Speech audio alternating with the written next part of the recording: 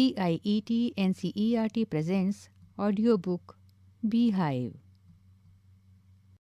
Now let us listen to chapter number 6, My Childhood. It is an extract from the book Wings of Fire, written by APJ Abdul Kalam. Pages number 68 to 79. Introduction. The autobiographical account of childhood embodies the themes of harmony and prejudice, tradition, and change. The questions guide the children to identify the instances of the themes. A map reading activity is given in this unit.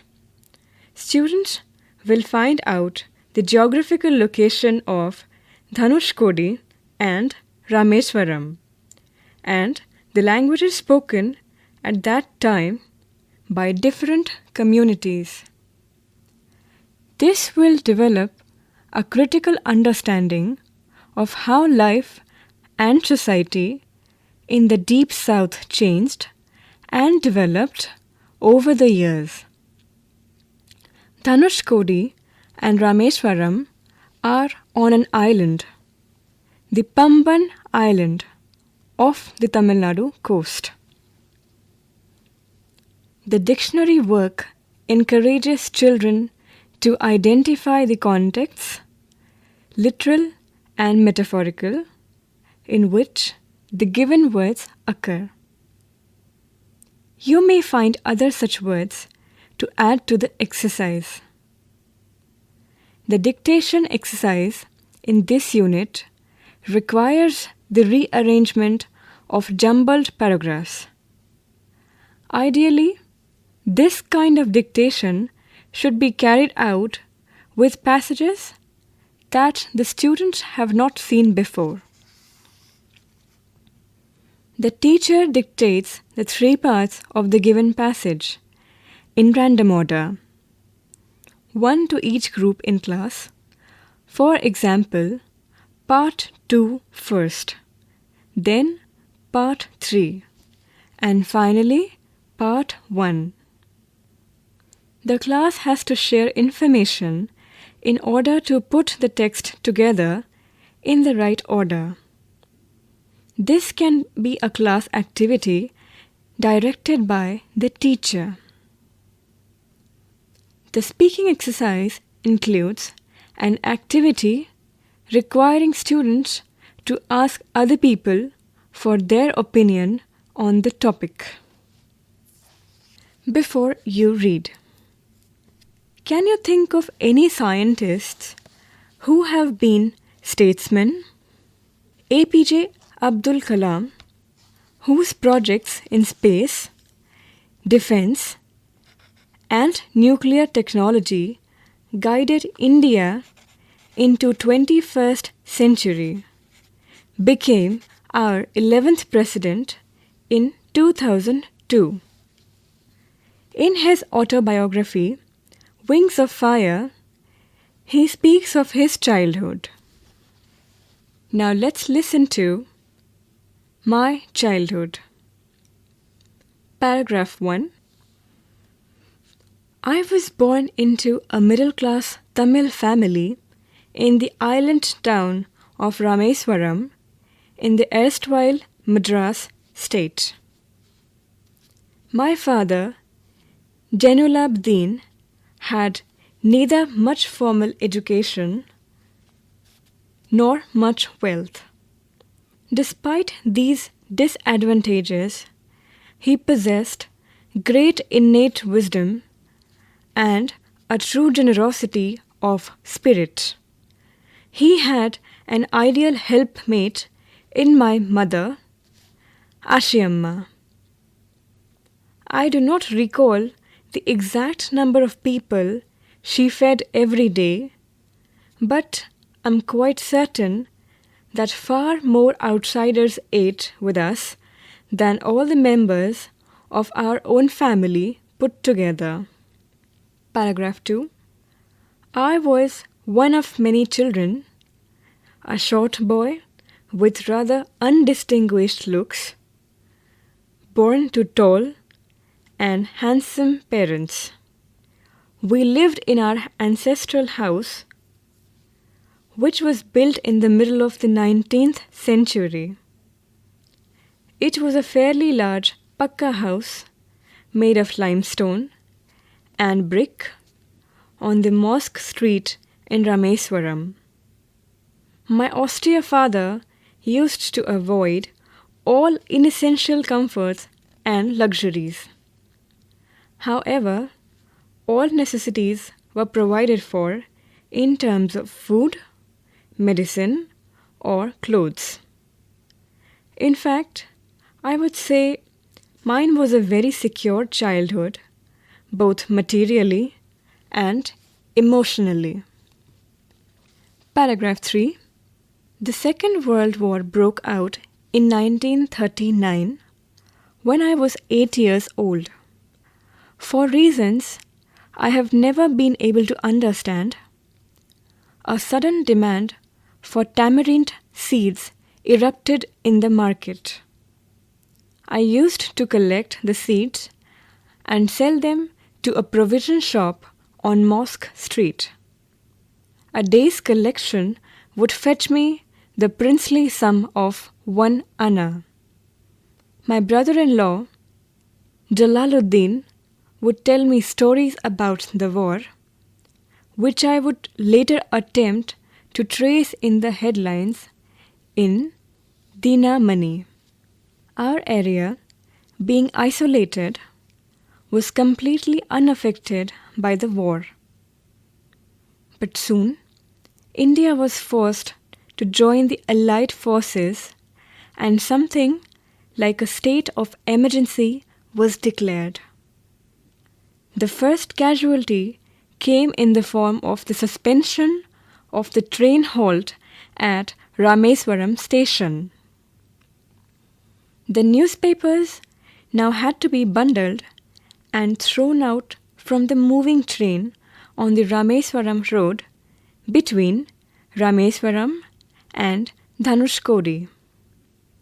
That forced my cousin Shamsuddin, who distributed newspapers in Rameswaram, to look for a helping hand to catch the bundles, and, as if naturally, I filled the slot. Shamsuddin helped me earn my first wages. Half a century later, I can still feel the surge of pride in earning my own money for the first time. Paragraph 4.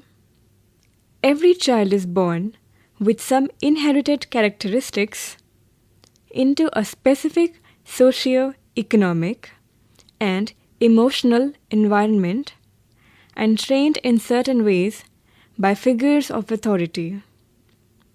I inherited honesty and self-discipline from my mother.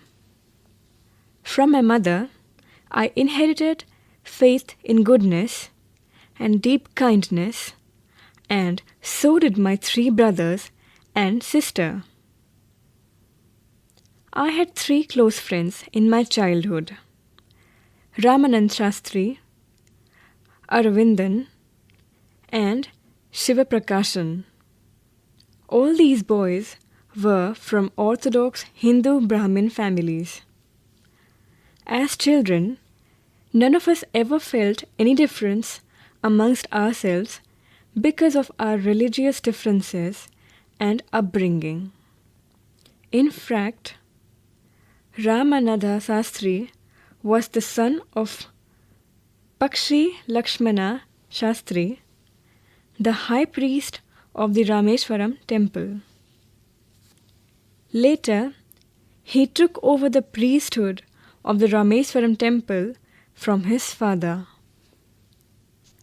Aravindan went into the business of arranging transport for visiting pilgrims, and Shiva Prakashan became a catering contractor for the Southern Railways.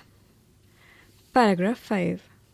During the annual Sri Sita Rama Kalyanam ceremony, our family used to arrange boats with a special platform for carrying idols of the Lord from the temple to the marriage site, situated in the middle of the pond called Ramatirtha, which was near our house.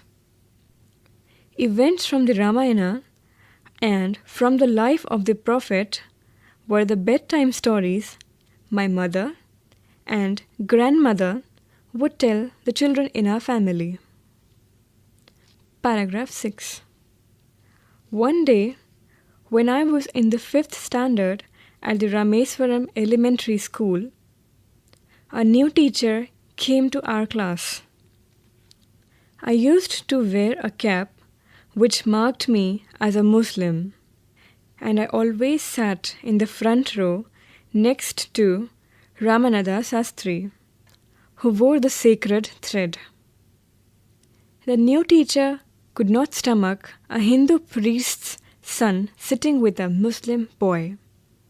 In accordance with our social ranking, as the new teacher saw it, I was asked to go and sit on the back bench. I felt very sad, and so did Ramanada Shastri. He looked utterly downcast as I shifted to my seat in the last row. The image of him weeping when I shifted to the last row left a lasting impression on me. Paragraph 7. After school, we went home and told our respective parents about the incident. Lakshmana Shastri summoned the teacher and, in our presence, told the teacher that he should not spread the poison of social inequality and communal intolerance in the minds of innocent children. He bluntly asked the teacher to either apologize or quit the school and the island. Not only did the teacher regret his behavior, but the strong sense of conviction Lakshmana Shastri conveyed ultimately reformed this young teacher. Paragraph 8. On the whole, the small society of Rameswaram was very rigid in terms of the segregation of different social groups. However, my science teacher, Shivasubramania Iyer, though an Orthodox Brahmin with a very conservative wife, was something of a rebel. He did his best to break social barriers so that people from varying backgrounds could mingle easily. He used to spend hours with me and would say, "Kalam, I want you to develop so that you are on par with the highly educated people of the big cities."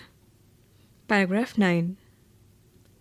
One day, he invited me to his home for a meal. His wife was horrified at the idea of a Muslim boy being invited to dine in her ritually pure kitchen. She refused to serve me in her kitchen. Shivasubramania Iyer was not perturbed, nor did he get angry with his wife, but instead served me with his own hands and sat down beside me to eat his meal. His wife watched us from behind the kitchen door. I wondered whether she had observed any difference in the way I ate rice, drank water, or cleaned the floor after the meal. When I was leaving his house, Shivasubramania Iyer invited me to join him for dinner again the next weekend. Observing my hesitation, he told me not to get upset, saying, "Once you decide to change the system, such problems have to be confronted." When I visited his house the next week, Shiva Subramanya Iyer's wife took me inside her kitchen and served me food with her own hands. Paragraph 10.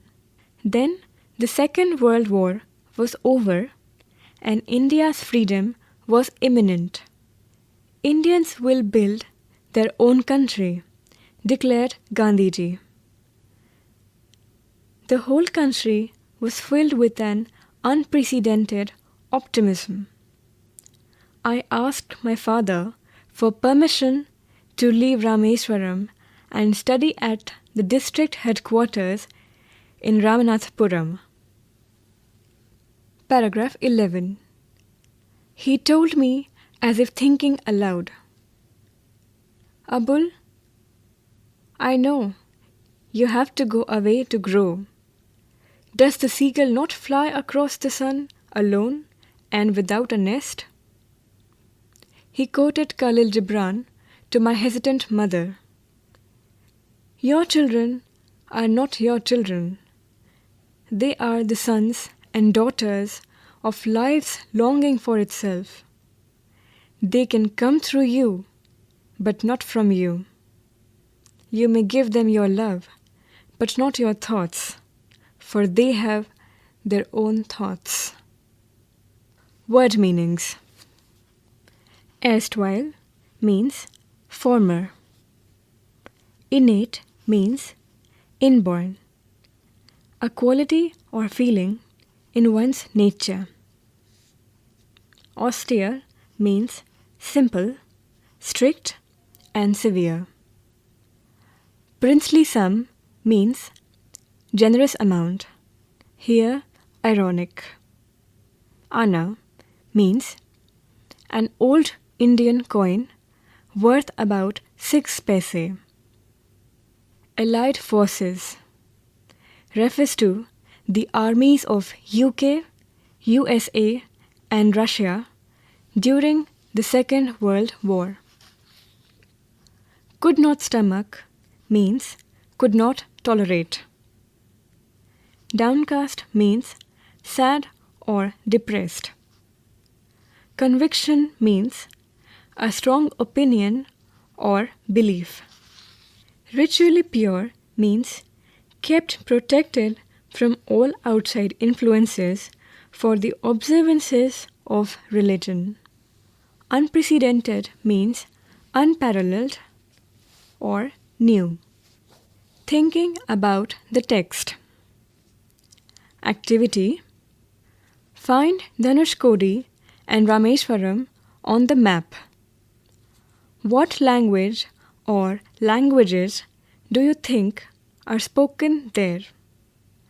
What languages do you think the author, his family, his friends, and his teachers spoke with one another?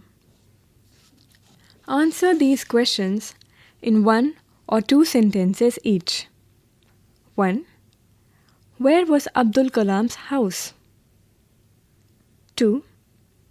What do you think Dinamani is the name of? Give a reason for your answer. 3. Who were Abdul Kalam's school friends? What did they later become? 4. How did Abdul Kalam earn his first wages? 5. Had he earned any money before that? In what way? Answer each of these questions in a short paragraph of about 30 words. 1. How does the author describe A. his father, B. his mother, 3. himself? 2. What characteristics does he say he inherited from his parents? Discuss these questions in class with your teacher and then write down your answers in 2 or 3 paragraphs each. 1. On the whole, the small society of Rameswaram was very rigid in terms of the segregation of different social groups, says the author. A.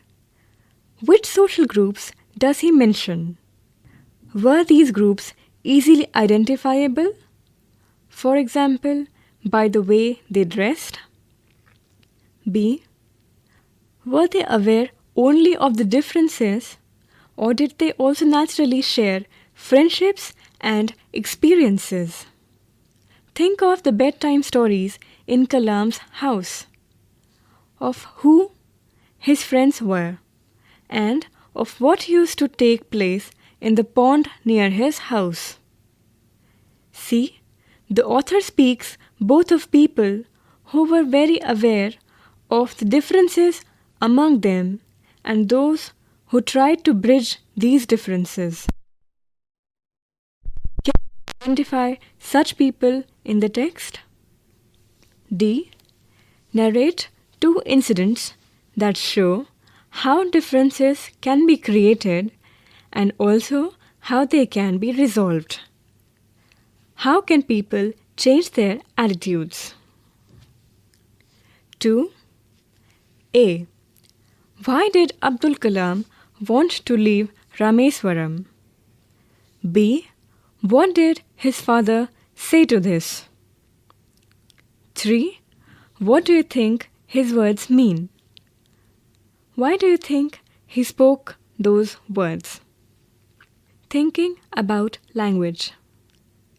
Find the sentences in the text where these words occur: erupt, search, trace, undistinguished, casualty.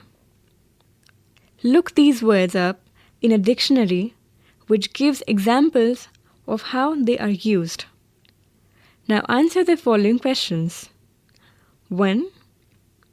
What are the things that can erupt? Use examples to explain the various meanings of erupt. Now do the same for the word surge. What things can surge? 2. What are the meanings of the word trace, and which of the meanings is closest to the word in the text? 3. Can you find the word undistinguished in your dictionary? If not, look up the word distinguished and say what undistinguished must mean. Match the phrases in column A with their meanings in column B. Column A contains 1. Broke out. 2. In accordance with. 3. A helping hand. 4. Could not stomach. 5. Generosity of spirit. 6. Figures of authority. Column B contains 1. An attitude of kindness, a readiness to give freely. 2. Was not able to tolerate. 3. Began suddenly in a violent way. 4. Assistance. 5. Persons with power to make decisions. 6. According to a particular rule, principle, or system. Study the words in italics in the sentences below. They are formed by prefixing un or in to their antonyms, which means words opposite in meaning. I was a short boy with rather undistinguished looks. Un plus distinguished. My austere father used to avoid all inessential comforts. In plus essential. The area was completely unaffected by the war. Un plus affected. He should not spread the poison of social inequality and communal intolerance. In plus equality and in plus tolerance. Now form the opposites of the words below by prefixing un or in. The prefix In can also have the forms il, ir, or im. For example, illiterate equals to ill plus literate. Impractical is equal to im plus practical. Irrational equals to ir plus rational. You may consult a dictionary if you wish. The words are adequate, acceptable, regular, tolerant, demanding, active, true, permanent, patriotic, disputed, accessible, coherent, logical, legal, responsible, possible. Passive voice. Study these sentences. My parents were regarded as an ideal couple. I was asked to go and sit on the back bench. Such problems have to be confronted. The italicized verbs in these sentences are made up of a form of the verb be and a past participle. For example, were plus regarded, was plus asked, be plus confronted. These sentences focus on what happens rather than who does what. Notice that the doer of the action is not included in the sentences. If necessary, we can mention the doer of the action in a by phrase. For example, the tree was struck by lightning. The flag was unfurled by the chief guest. Rewrite the sentences below, changing the verbs in brackets into the passive form. 1. In yesterday's competition, the prizes bracket start, give away bracket close by the principal. 2. In spite of financial difficulties, the laborers bracket start, pay bracket close on time. 3. On Republic Day, vehicles bracket start, not allow bracket close beyond this point. 4. Second-hand books bracket start, buy and sell bracket close on the pavement every Saturday.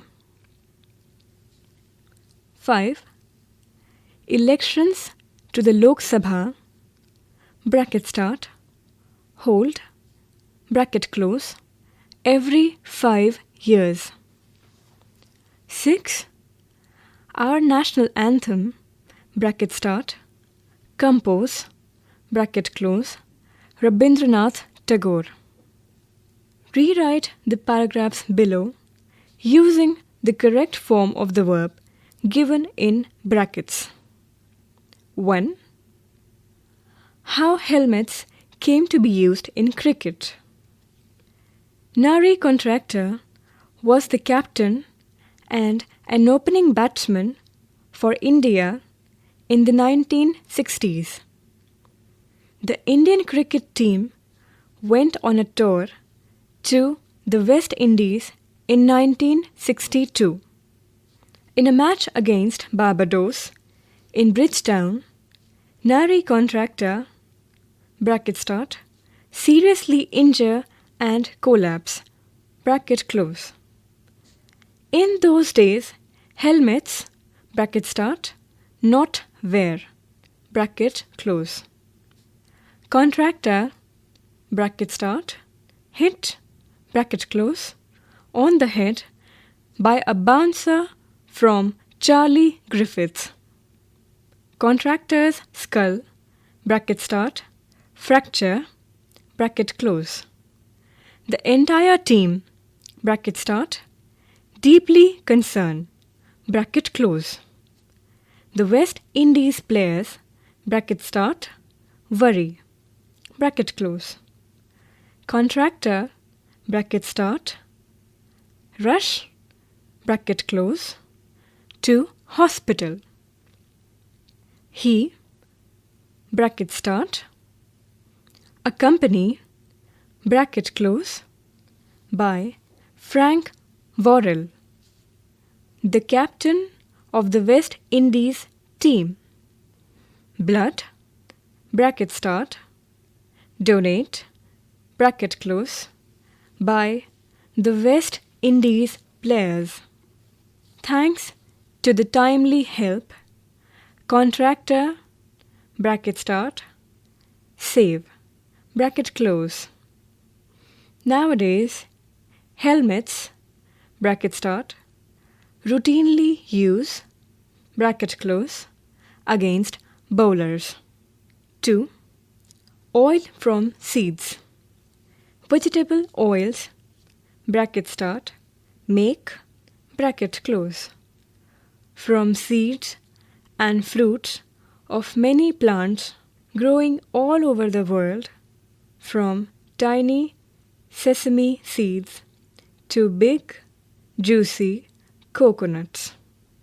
Oil, bracket start, produce, bracket close, from cotton seeds, groundnuts, soya beans, and sunflower seeds. Olive oil, bracket start, use, bracket close, for cooking, salad dressing, etc. Olives, bracket start, shake, bracket close, from the trees and, bracket start, gather, bracket close, up usually by hand. The olives, bracket start, ground, bracket close, to a thick paste which is spread onto special mats. Then the mats, bracket start, layer, bracket close, up on the pressing machine which will gently squeeze them to produce olive oil. Dictation. Let the class divide itself into 3 groups. Let each group take down one passage that the teacher dictates. Then put the passages together in the right order. To Sir, with love. 1. From Rameswaram to the Rashtrapati Bhavan. It's been a long journey. Talking to Nona Valia on the eve of Teachers' Day, President Dr. A.P.J.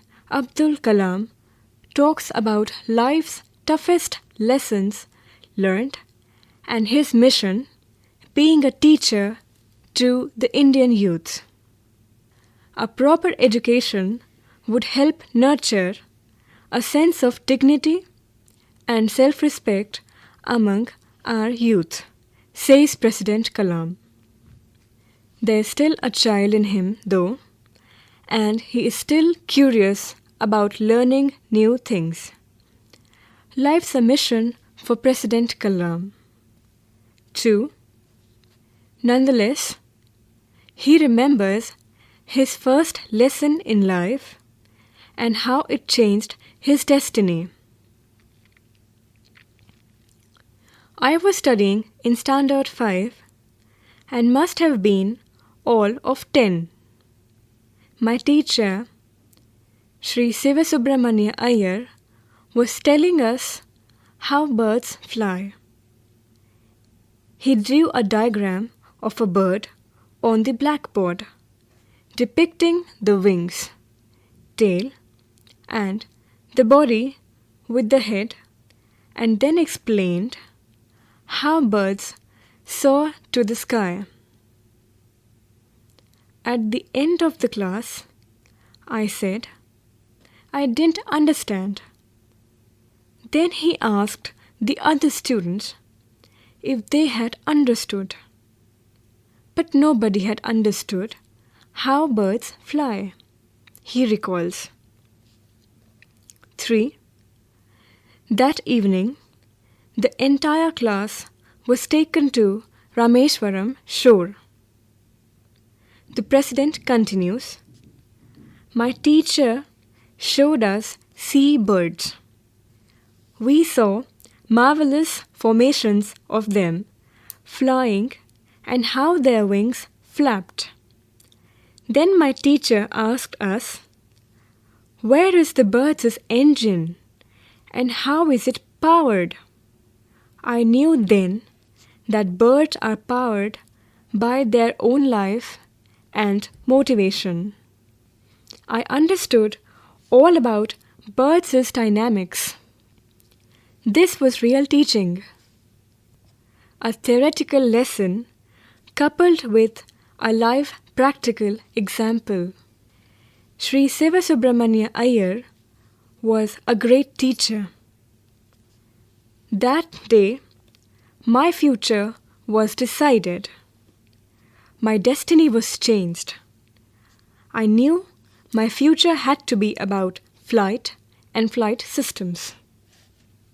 Speaking. Here is a topic for you to 1. Think about. 2. Give your opinion on. Find out what other people think about it. Ask your friends, seniors, parents to give you their opinion. The topic is career building is the only goal of education, or getting a good job is more important than being a good human being. You can use the following phrases. First, while giving your opinion, I think that, in my opinion, it seems to me that, I am of the view that, as far as I know, if you ask me.